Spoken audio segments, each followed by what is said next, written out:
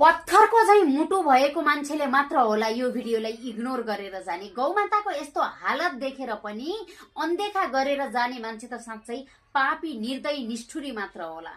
हेर्नुहोस् त गौमाताको, मलाई थाहा छ यो भिडियोको ठाउँमा अन्य कुनै हिरो हिरोइनीले डान्स गरेको भिडियो भइदिएको भए लाखौंमा भ्युज आउँछ के, अनि हजारौंमा लाइक कमेन्ट आउँछ। तर अर्काको पीडाहरू, जुन जसको पीडा छ, जसको दुःख छ, त्यस्तो भिडियोहरूलाई कसैले लाइक कमेन्ट गर्न मान्दैनन् कि? खै किन हो किन? हेर्नुहोस् त, मान्छे होस् या पशु, पीडा त सबैलाई हुन्छ, दुःख त सबैलाई हुन्छ नि।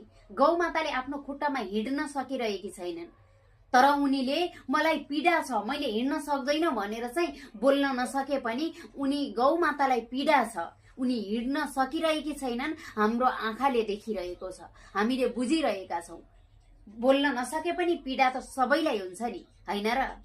त्यसैले यो भिडियोलाई देखेर पनि अनदेखा नगर्नु होला। देख्ने बित्तिकै कमेन्टमा जय गौमाता लेखेर जानु होला, अनि सकेसम्म आफ्नो 2 जना साथीलाई शेयर गर्नु होला, किनकि हजुरहरूको एउटा शेयरले यो भिडियो कुनै सहयोगी मनहरुसम्म